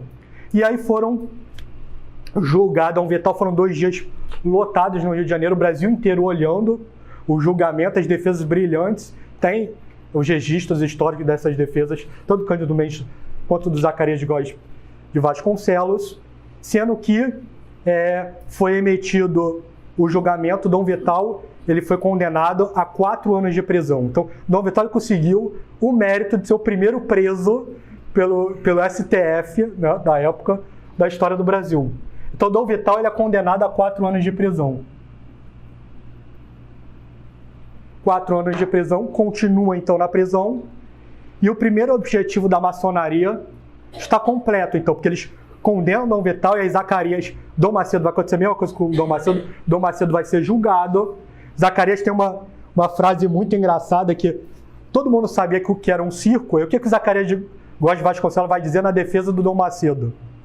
Eu tenho a impressão que tudo está assentado.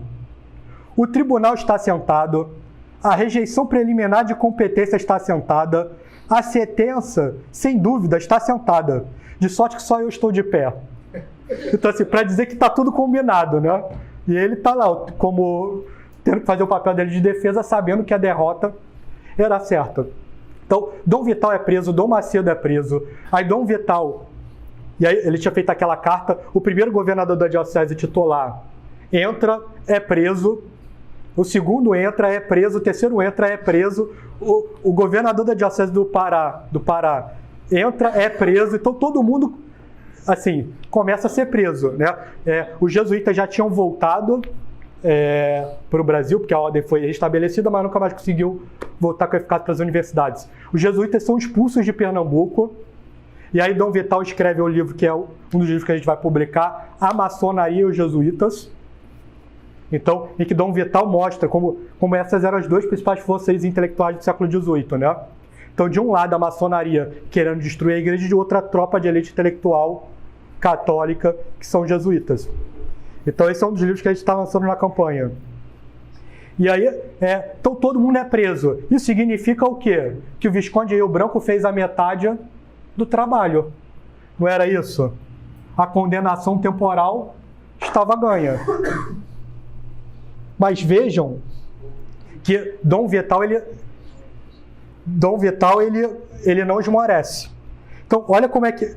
Escritos dele da prisão. Ele escreve da prisão o seguinte: Amigos, verbum Dei non est alligatum. A palavra de Deus, esta não se deixa acorrentar. 2 Timóteo 2.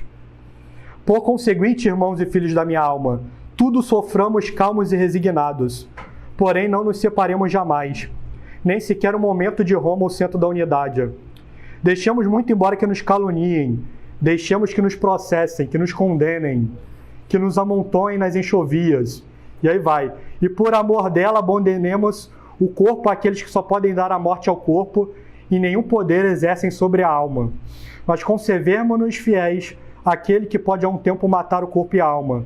Vê quantos tiranos já tentaram oprimir a igreja, quantos combates, fogueiras, feras, espadas agudas, torturas, Entretanto, nada conseguiram. Onde estão esses inimigos, tão numerosos e cheios de poder? Estão para sempre sepultados no pó do esquecimento, e a igreja continua de pé. Então, Dom Vital escreve isso da prisão, mas eles já tinham conseguido a primeira condenação e foram para a segunda. Então, era preciso obter uma condenação do Papa, e eles foram atrás dela. Como?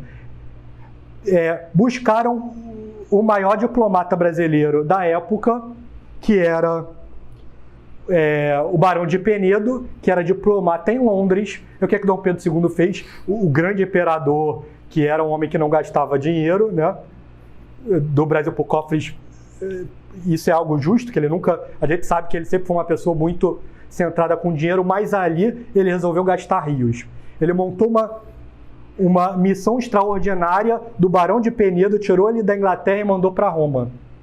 Então, isso fica claro para a gente da passagem das Escrituras: onde está o tesouro, aí está o seu coração. Então, para isso, Dom Pedro II não teve pena de gastar dinheiro para garantir a condenação de Dom Vital na esfera espiritual. E aí, o ministro do exterior fez uma representação bem mal criada para Roma. O Barão de Penedo tirou as partes mais agressivas e fez um memorando mais light, mas a postura era que o bispo era rebelde, que tinha causado caos, que era preciso algum tipo de condenação.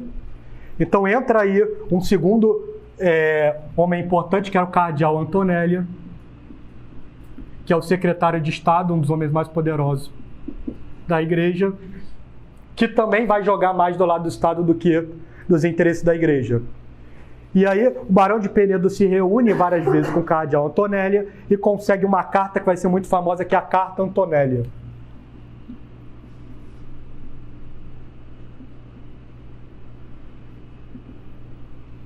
A Carta Antonelli é uma carta em que ele envia para Dom Vital, pede para que seja entregue para Dom Vital, e que a carta censura os meios de Dom Vital. Por quê? O Barão de Penedo ele pintou o caos no Brasil acontecendo. Então, naquela época não existia internet, não existia cabo submarino. Então, uma notícia para chegar da América do Sul para a Europa demorava meses. Então, enquanto o governo... Vejam o quanto o governo não foi ético. Enquanto você normalmente manda uma embaixada de paz quando você quer cessar as hostilidades. O que o governo brasileiro fez? Abriu duas frentes ao mesmo tempo. Prendeu o bispo aqui e aqui falar para Roma que quer paz. Essa foi a estratégia. Eu quero paz e eu preciso de uma condenação. E aí o cardeal não sabia de nada que estava acontecendo no Brasil, fez uma carta mandando Dom Vital levantar os interditos. Então a ideia era tudo que motivou a prisão de Dom Vital que fosse suspenso. Eles conseguiram a carta veio para o Dom Vital. Então aí veio Monsenhor Sanguini encontrar Dom Vital, achou Dom Vital, então, Monsenhor Sanguini estava com a carta, Dom Vital achou o Monsenhor Sanguini muito estranho. Aí falou: você tem alguma coisa para mim, Monsenhor? A Monsenhor: e aí, entrega ele? Não tenho. A Monsenhor Sanguini ficou tão constrangido com a condenação que estava na mão dele, que ele ajudou a construir, que ele não conseguiu entregar. O que ele fez? Foi no Dom Lacerda. Dom Lacerda, por favor, entrega para mim. E o Dom Lacerda, ele era aquele cara que ele queria, a gente vê desde o início, por fraqueza, né? Ele queria aparecer como um cara conciliador, como uma pessoa que pacífica. E ele viu aquilo como algo bom. E foi entregar a carta para o Dom Vital. E aí entregou a carta para o Dom Vital. Dom Vital, publica aí que o pessoal quer que publique. O Dom Vital achou muito estranho. Como assim o governo, assim, Roma está mandando eu levantar os interditos? Algo está acontecendo. Só que o Dom Vital sabia que ele não podia contar com o número 1 do Vaticano e o número 1 do Vaticano no Brasil, tirando o Papa. O que ele fez? Ele pegou um padre que ele conhecia, que era muito amigo dele, que andava sempre com ele, Padre Lima, fez uma carta, deu para esse padre e mandou o padre falar direto com o Papa. Foi assim, o padre virou o carteiro. Ele mandou o padre para Roma e ele preso lá. E o pessoal, divulga. Ele, não vou divulgar. Eu quero primeiro uma consulta para saber como é que eu faço isso. Todo mundo pressionando. O Barão de Penedo, vendo que não ia ser divulgado, ele começa a dar a versão dele cai na imprensa. Então, eles conseguem também, em certo sentido, uma dupla condenação. Por quê? A versão da carta Antonelli muito piorada, muito mais agressiva do que a que o Dom Vital recebeu, foi o que o Barão de Penedo publicou, por um lado, e por outro, Monsenhor Sanguini começava a chegar em cada bispo, dizendo, tá vendo? Foi condenado pelo poder temporal espiritual, tá vendo? Temporal espiritual, tá vendo? De repente, Dom Vital e Dom Macedo estavam a sós na prisão e a vitória estava completa. Então a gente está indo para o final, né? Uma condenação temporal, eles conseguiram, uma condenação espiritual, eles conseguiram. Por um mês, não parecia mais haver esperança para a igreja no Brasil. Por quê? Um estava conquistado, o 5 conquistado e o 2. Né? Um bispo afrouxado e 2 bispos presos. Só que começa a reação. Então, a primeira grande reação é a de próprio Dom Vital, que ele vai ser uma máquina escrevendo dentro da prisão. Cartas belíssimas para várias partes do Brasil. Por exemplo, hoje aqui sepultado nas ignominias e na noite sombria dos cárceres, somos tão bispos de vossa alma como ontem, mandando para os seus diocesanos. E como Santo Hilário, bispo de Poitiers, vos geremos. Somos o vosso bispo, episcopo sum. Numa ilha solitária, no exílio da morte, sempre seremos o vosso bispo, episcopo sum.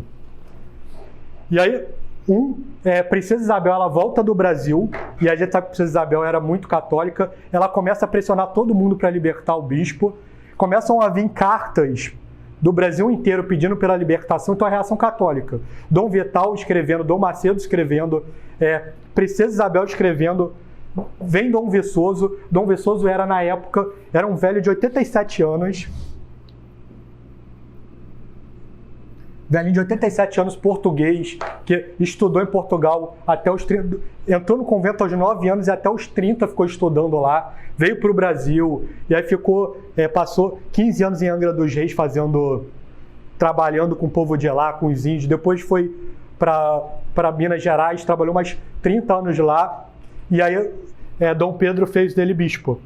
E aí ele era uma personalidade muito conhecida, já era conde, Dom Pedro tinha dado pelo título de conde antes da questão religiosa, e muito respeitado no Brasil inteiro, e ele também, com 87 anos, começa a agir.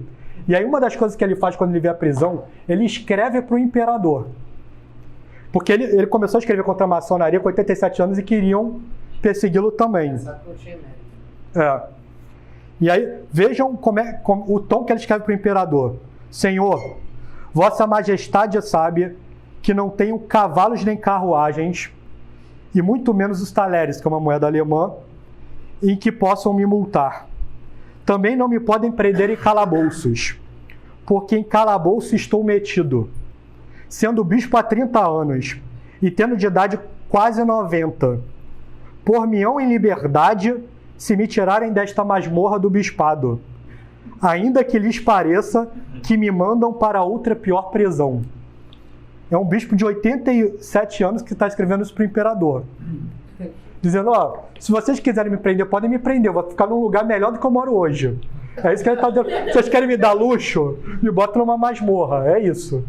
Então, com essa força, Dom Viçoso, ele foi consagrante de Dom Lacerda, era uma personalidade, tem carta antes desse anúncio aqui, tinha um anúncio muito bom, ele escreve para o superior geral dos jesuítas e diz que não existe um padre tão bom no Brasil como Dom Viçoso, então era um homem muito respeitado, ele acabou não sendo preso.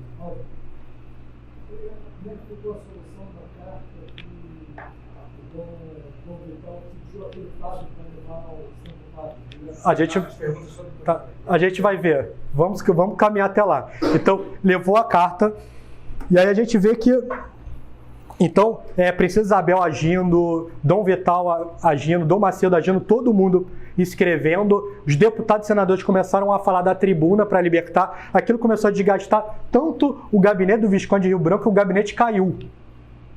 O gabinete do Visconde de Rio Branco caiu por causa da reação católica, e principalmente, aí eu não falei dessa quarta parte, é que quando esses comunicados chegam a Roma, o cardeal Antonelli e o Papa Pio IX viram que eles tinham sido enganados pelo Barão de Penedo. E aí a causa dos bispos vira a causa do Papa. Aí o Papa ele começa ele escreve tanto para o Brasil, dá para fazer um livro de cartas do Papa Pio IX para o Brasil. Ele escreve para o bispo do Pará na prisão, para o bispo Dom Vital, dizendo, aquilo tudo que ele escreveu para você, pode rasgar, e aí Dom Vital rasga a carta, ela não vem a público, só vai vir a público 15 anos depois, porque o pessoal vai no original do Vaticano, mas a carta ele rasga, aí manda para os diocesanos do Pará, algumas mulheres do Rio de Janeiro se reúnem para fazer abaixo-assinado, aí o Papa escreve para as mulheres do Rio de Janeiro. Então, ele começa a escrever para todo mundo. Então, todo mundo pressionando, né? O gabinete cai, vem um novo gabinete, de Duque de Caxias, que é mais pró-igreja, e aí, com todo mundo pressionando, a muito contragosto, o imperador liberta os padres em 17 de 9 de 1875. Anistia todo mundo. 17 de 9, estamos indo para o final. 17 de 9 de 1875, os bispos estão livres. Todos os substitutos estão livres. E da fundação do CDB. E aí, todos os bispos estão livres. E aí parece uma vitória. Então, você vê que a coisa vai tomando vários reveses. Então, por um lado, os bispos foram presos, massacrados, depois veio a Carta Antonélia, condenação temporal e espiritual, vem uma reação católica com Princesa Isabel, Papa Pio IX, Dom Vital, Dom Macedo, representação de vários políticos católicos, conseguem libertar os bispos, e aí existe um mês ali de que os católicos estão, a vitória é nossa. Aí o que acontece? O novo internúncio, macomunado com o governo, pede para que sejam levantados os interditos. Dom Vital, assim que ele sai da prisão, a primeira coisa que ele faz eu preciso ir para Roma. Dom Vital sai do Rio de Janeiro para Roma, direto. Eu vou conversar com o Papa. Ele vai para lá, Dom Macedo vai para a Bahia, porque o pai está morrendo, depois vai voltar para o Pará, mas escreve para Roma. E aí, então Dom Vital, enquanto Dom Vital está indo para Roma, o diplomata está mandando levantar os interditos. E aí o governador da diocese de Pernambuco, com medo, levanta. O do Pará acha estranho. Aí o do Pará só para terminar, só suspende o interditos das igrejas, mas não os da confraria. Mas aí a maçonaria começa a comemorar no Rio quando o Dom Vital está indo para Roma. E aí Dom Vital se reúne com o Papa recebe ele muito bem, de meu caro Olinda, porque chama o Dom Vital da diocese dele, abraça Dom Vital, eles trocam presentes, Dom Vital vai dar a cruz dele para o Papa, e essa cruz tem uma história muito bonita que a gente vai colocar como nota de rodapé. Essa cruz o Papa vai dar para um bispo que estava sendo perseguido na Alemanha, que é o bispo da diocese de Münster. E os bispos da diocese de Münster, não sei se ainda hoje, mas por várias décadas começam a usar a cruz peitoral que Dom Vital usava na prisão. E uma das pessoas que vestiram essa cruz peitoral foi um dos maiores personalidades da igreja no século XX, que foi o cardeal von Galen, que é o chamado Leão de Münster, que foi o maior opositor de Hitler, que foi o homem que ajudou a fazer a encíclica Mit Brennende Sorge, que é a encíclica que condena o nazismo. Então, o von Galen, que era o homem mais odiado por Hitler na Alemanha, usava a cruz peitoral de Dom Vital. Então, Dom Vital dá essa cruz, recebe vários presentes do Papa e insta o Papa e diz: a gente precisa de uma encíclica formal, como essas clássicas aqui, direcionadas para o Brasil. Aí o Papa ouve, faz uma comitiva, enquanto a maçonaria está comemorando, os cardeais estão reunidos e fazem uma encíclica direcionada ao Brasil, condenando a maçonaria no Brasil, chamado Exhortae Inista Ditione. Isso em 1876. E aí Dom Vital recebe aquela encíclica, ele está na Europa, não se contenta de felicidade, manda carta para os outros frades capuchinhos da França, que ele foi formado lá, né? Algo bem breve, tenho a encíclica Vitória Completa. A encíclica chega no Brasil arrasadora, porque o Papa começa a contar a história toda, dizendo que sempre esteve ao lado dos bispos, e de como a maçonaria no Brasil estava condenado, e de que para as confrarias voltarem, elas têm que estar livres da maçonaria, e todos os pontos defendendo a igreja, quer dizer, e aí a maçonaria já não tinha, pelo menos a parte mais virulenta, o gabinete, e pede, e combina com o novo gabinete que viu a confusão que deu, de criar uma comissão para tratar dessas coisas. A comissão nunca foi para frente, mas a vitória moral foi toda da Igreja Católica, selada por essa encíclica. E aí Dom Vital volta para o Brasil, fica 6 meses, mas começa a bater no Dom Vital aquela coisa que ele tinha lá do início da indicação. Então ele volta para o Brasil e ele quer de novo largar tudo para virar um frade capuchinho e que o mundo o esquecesse.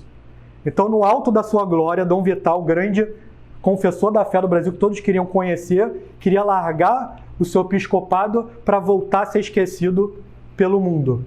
E aí ele começa a fazer tudo de volta. Escreve para o Papa uma vez, 2, 3, aí o Papa nega, aí o Papa morre, aí vem o outro, aí escreve para outro Papa, o Papa nega, e ele fica na Europa assim, 1 ano e meio tentando voltar.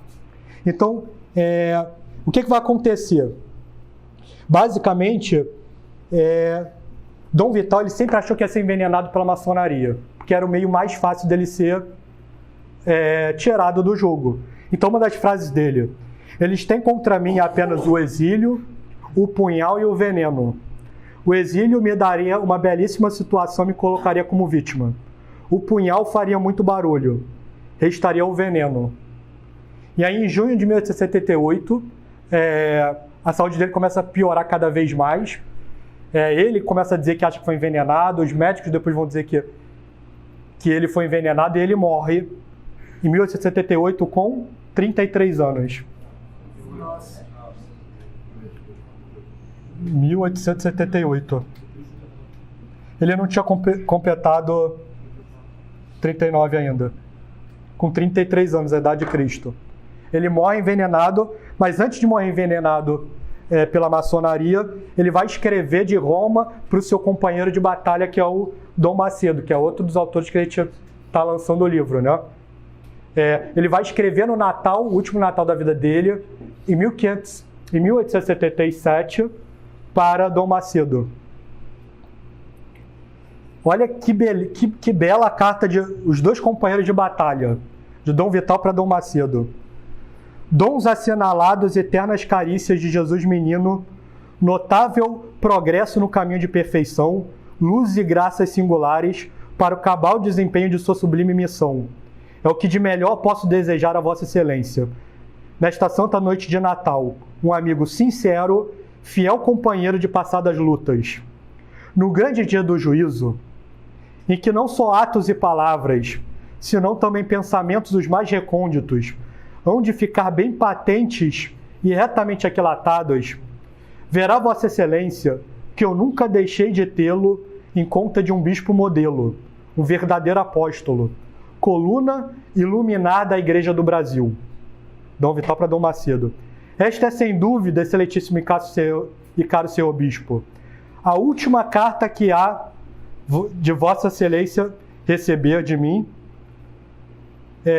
que por ora, infelizmente, ainda sou bispo de Olinda, com a esperança de deixá-lo de ser bispo em breve. Não deixará jamais de orar pelo Santo Bispo de Pará, grão defensor da Igreja no Brasil. Erguerei as mãos para o céu, sobre o monte da oração, enquanto a Vossa Excelência, denodado campeão de Israel, travará as pelejas santas na planície. Depois de minha renúncia do episcopado, nunca mais, talvez, ouvirá Vossa Excelência pronunciar meu nome. Não esqueça, porém, suas férvidas orações, um antigo companheiro de sofrimentos, um amigo de coração que sempre lhe consagrou um amor estremecido, e continuará a ser, ad eterno, com o mesmo santo afeto, com profundo agratamento e gratidão indelével. De Vossa Excelência Reverendíssima, servo humilde e fiel até a morte, Frei Dom Vital. Então, Dom Vital se despede assim do seu amigo Dom Macedo, esperando nunca mais falar com ele e entrar num convento e ser esquecido pelo mundo. não vai voltar a falar, porque vai ser envenenado e morto pela maçonaria, que essa é eu diria, a gente nunca pode provar, mas é a linha principal de investigação, porque é uma pessoa que morre cedo de uma forma inesperada e com muitos motivos para ser executada. E Dom Macedo vai continuar a sua vida, vai se tornar o principal bispo do Brasil. Em 1889, o Império vai cair e tudo que os bispos brasileiros profetizavam de que a maçonaria ela não ia parar para destruir o altar, mas que ela ia destruir o trono também, a maçonaria executa isso em 1889, proclamando a República. Dom Pedro II vai para o exílio e Dom Macedo vai comentar sobre a queda da monarquia, que deveria ser católica e que por algum motivo abandonou a sua vocação. Acabamos de assistir a um espetáculo que assombrou o universo. Desapareceu o trono, mas o altar continua de pé, porque este é indestrutível. É isso, amigos. Então, viva Dom Vital, viva Dom Macedo Costa e viva Cristo Rei. Aê! E temos uma novidade. Dom Vital ele pode ser esquecido por muitos que esqueceram o que mais precioso nós temos hoje, que é Deus, é a fé católica, é a verdade, mas não o CDB. O quadro do Dom Vital vai ser imortalizado aqui no CDB. Então, nosso segundo grande, ao lado de São João Bosco, né? Vamos fazer uma moldura bonita e colocar ele no lugar de honra como ele merece. Né? Vamos trazer a memória, espero que vocês leiam o livro, divulguem o nome do Dom Vital, porque nós precisamos ter grandes homens assim, né? Porque apenas amando essas qualidades extraordinárias a gente pode ser capaz de absorvê-las. Obrigado, pessoal. Boa, obrigado, pessoal.